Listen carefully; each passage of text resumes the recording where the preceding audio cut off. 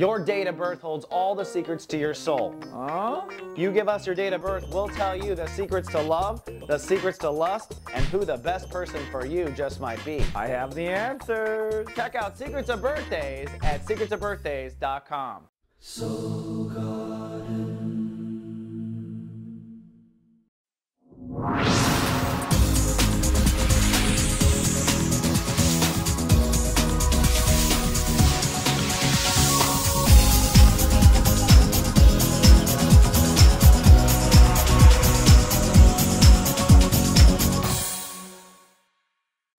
Namaste, and welcome to Soul Horoscopes Orbits Edition. From my webcam to yours, I'm Christopher Witecki, your soul biographer, here to take the planets above and put them together into the story of you down here on Earth below. And boy, things have been crazy indeed. Incidentally, if you're trying to jumpstart your heart and have some passion in your life, and I know Scorpios are, and I know Sagittarius are, and I know Cancers are, I know a lot of people are. In 90 minutes, I'm going to give you some tools where you can step back into your heart. This is a day-by-day thing.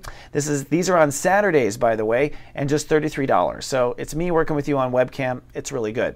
If you want more intense one-on-one work, well then buy a reading right now. If you buy a 1-hour reading with me, you will get a free Secrets of Birthday video emailed to you before the reading. And I have lots of slots open in April, so come on down. I book almost within 24 hours at soulmart.me.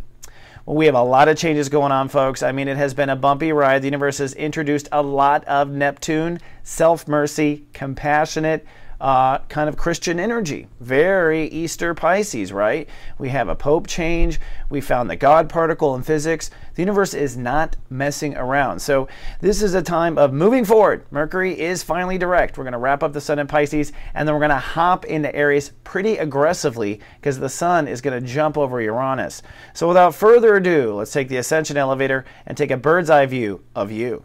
This is your captain speaking. Please be advised that small knives are not allowed on the ascension elevator, as your intellect is sharp enough. Your ascension today has been powered by the God particle. And some negative news, we lost your luggage. And here we are at 33,000 feet for the bird's eye view of Aries, Aries rising. And if you bought a Lightcast report card, this would be an action engineer.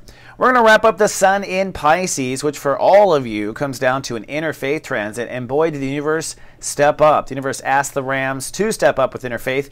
A lot of past life karma opening up, a lot of past life friends coming out of nowhere, right?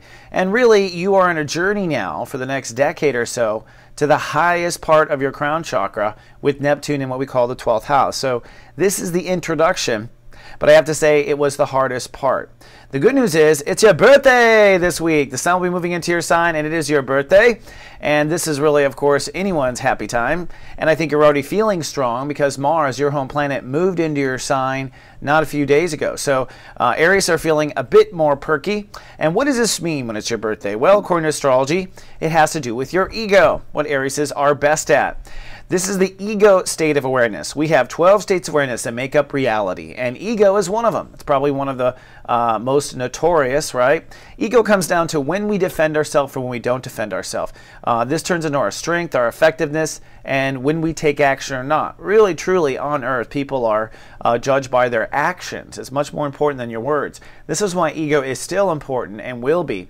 And the crown chakra area of ego is identity and willpower and courage. So you're going to start at the beginning chapter of this, which is defenses. And the universe does have a lot of stirring when it comes to when you defend yourself or don't defend yourself. Plus, there's a party already there waiting for you in Aries. Now, during this first week, the sun moves into your sign on Wednesday at step 0, and by Sunday will be at step 4. That is the breakdown step, by the way, so Sunday is going to be the hard day. As you can see, the sun is going to cross Uranus and, well, not quite catch up to Mars, but it's basically going to cross Uranus. That's the big granddaddy of shifting yourself and your ego and the way you respond. And up until this week, you're kind of laying down the foundation for what needs to be changed in your defense mechanism. mechanisms. Now, Saturn is in retrograde, which is literally boundaries, where you draw emotional boundaries, which means you're now kind of backtracking a bit, looking back maybe about a month or so to where you were, and reconsidering where you should manifest boundaries or not manifest boundaries. Keep in mind, you have to be strong yourself when Saturn's in retrograde. The universe does not come to rescue you during those times. Saturn kind of does in some ways. Then finally, Mercury will go direct this week. Aha, we have our faculties back to us. Mercury begins at step 7, so of course it's very psychic intuitive. You're also going to think through your healing with Chiron there at step 10, and you're basically going to re-walk through intellectually all of your inner faith, all of your spirituality, and your metamorphosis, where you want to transform yourself. So the mind, of course, is behind because Mercury retrograded. All right, well, let's take an even higher look at you at the spacey point of view, and that is, of course, in outer space. And we're always going to start with Sunday. Sunday is sunny and chatty for the Rams. That's because the moon is in Gemini and crosses over Jupiter during the day on Sunday. So there's an expansion of emotion and intellect. Your spectrum for how big this whole life gets might be expanding on Sunday. So Sunday is really a step 9 day. You're feeling really strong. It's time to take action and put action into your inner faith. So hopefully Sunday you took action on making yourself feel better and stepping up for yourself. On Monday, it's sunny and manifesting, and we're in the final stages of Sun in Pisces. This is where you want to feel the way you want to feel and decide how you want to feel in the future. That's the trick to Monday. I want to feel faith. I want to feel confident. I want to feel this. I want to feel that. That is ultimately what you have to hold on in the last 48 hours of the transit of inner faith. So you're basically manifesting the inner faith that's going to stick with you for a full year on Monday, but you have to really be strong for yourself on Monday as well. Plus, we've got some crazy planet stuff going on. Check this out. For one, we've got this groovy yod. Remember, this is been going on, keeps going on. You can see we've got the party going on, moving from Pisces into the Aries there on screen left. But this yod is going to be going for the whole week, which means when it comes to your boundaries and when it comes to your career, just be very firm in your mind. Act on the plan you have at hand and move forward with the plan you have at hand. So that's Jupiter's yod. But check this out.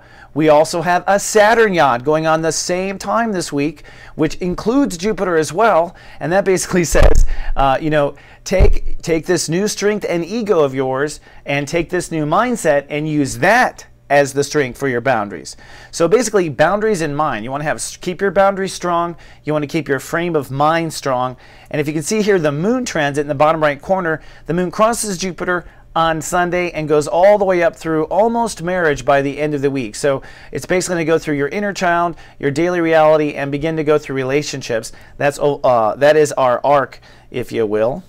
Okay, back to reality. Here we are. Ooh, excuse me, I'm getting rid of, how do we get rid of this? Here we go. Aha, I figured it out in my own keyboard. Now let's go to Tuesday. Tuesday, Sunday with a chance of some anxiety. This is the final transit or the final test of the transit. That's why it's the 29th degree, the final and tested degree, which comes down to Chiron, your ability to hold integrity. And where do you hold integrity? In your emotional field. So on Tuesday, you want to hold integrity in your emotional field and really just kind of stay forward with that inner faith. Go forward with that decision. The reason why we're tested is because usually stuff happens that literally tests us, which is no fun. So just hang in there, hold space, and you will get through it. On Wednesday, it's cloudy, nesting, and resting. The moon moves out of your mind and into emotional space in itself. So basically, emotions return home. And so you are basically having your emotions catch up to you on Wednesday from the entire month. So it all kind of catches up with you. At the same time, Pluto rules the day. We're at 0 degrees. 0 means 0. That's the no man's land. Technically, from the Pisces energy to the Ram energy, that means that this is the time where we always feel kind of weird. We feel kind of unplugged. And on top of that, the universe is throwing on some really interesting planetary stuff. Check this out.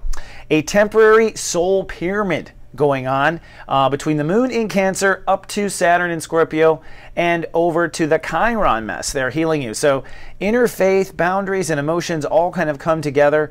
You really need to nest and rest, I think, on this day, because otherwise you're going to be feeling, I think this whole grand trine is going to demand that you center yourself emotionally. So Wednesday's a day to center yourself. Call in sick. I'll write you a note.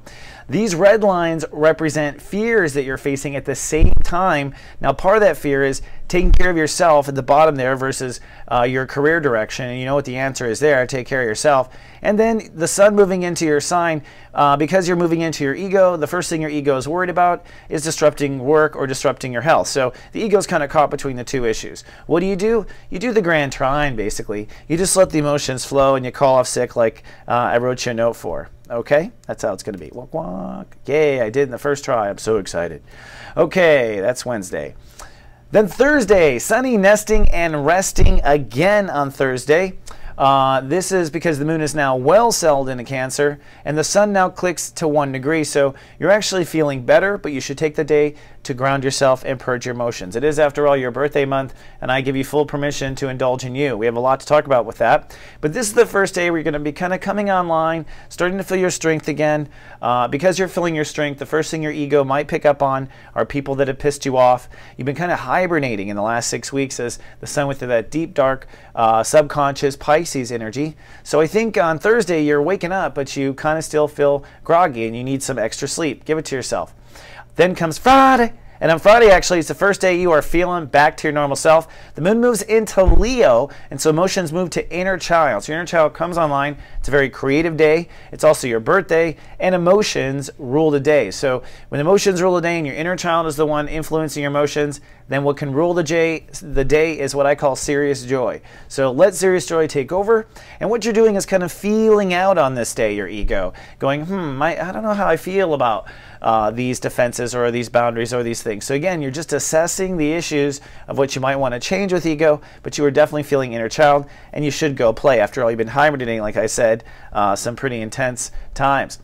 Then on Saturday, it's sunny and feeling adventurous. If this is the day really we're really be out to go out and play. Jupiter rules the day, so it's about exploring, expanding, shopping. Great day to shop for your birthday present. Great day to start shopping for anything that your inner child wants. That's always a good thing to do when I talk about pumping up your heart. The moon is in Leo, so your inner child is alive, and your assignment for the day really is to explore how you might want to change your ego. That's what you're saying. Your defenses, it might even be your hair, wardrobe, maybe considering a new look. Saturday is really a shopping day, and I think you're feeling good because you've really done a lot of work. Then on Sunday, not a fun day. Showers with a chance of storms. Uranus rules the day. This will be an ego breakdown, so usually something manifests inside of us to call upon that breakdown. Now, part of that breakdown might be this is also the first gigantic test. This is the first gigantic test of that inner faith. Let me show you why. Because the moon at the bottom there moves into Virgo, okay, during the day, and what that does is shift emotions to your daily reality. So suddenly you're really feeling your daily reality on Sunday. You're really feeling your life catch up to you, not just your emotions, and it directly opposes, see that red line? Directly opposes that weak spot inside of your subconscious that sometimes loses faith in yourself. So this is the real full test of faith. Now, at the same time, Uranus rules the day, which means that there's going to be a breakdown in your ego, which is this part of it. So perhaps your ego will try to be strong for yourself, and it won't be able to, and so you'll have to have faith and also be recognizing parts in your ego that suddenly aren't working. Yay, God, thanks for that one. I know, that's the way the universe is. So overall, I want to remind you of this yod, and also the other Saturn yod, which is as things get shady all week long, keep in mind that you want to have a very determined mind that is pointed toward the future, and you want to be very clear on where boundaries shouldn't go again, all right? And basically, these yods say, if you do this, okay, if you do this, you're going to find that everything else kind of works out. So be clear on your boundaries, be clear on your state of mind, let the rest of it rumble. All right, let's fly home and see how to wrap up. Ooh, we're bringing the odds with us. Another week of Soul Horoscopes. One final cute little tip, and that has to do with Jupiter in Gemini. Jupiter in Gemini has moved to Chapter 2, which means there's no more thinking to do. It is time to act on what you've been thinking about literally for almost 7 months. So move and act on those thoughts. And Jupiter means that fortune will indeed come. Now, remember, I'm available on the air, and this week, all week long, I will be there Monday through Friday for guided hangouts at 11 a.m. Mercury is direct, and our staff is retrograde. They are recreating themselves now that Mercury is direct, and we're going to come back to you with a whole new front. We're super excited, but come on down. I've got a lot of cool topics. We're going to talk about the new Pope, the God particle, and I've got some excitement, something to introduce you Dr. Mom. She's this cool lady that helped me heal as well. So come on down. Pacific time, 11 a.m., Monday through Friday this week, and they're all recorded. And if you're watched over by the Guardian Agency, I will send you emails with the video all week long. And if you'd like to try GA, try it. It's only 1 penny for the first week. All right, my fellow soul gardeners, I love you so much. Until next week, live, love, be.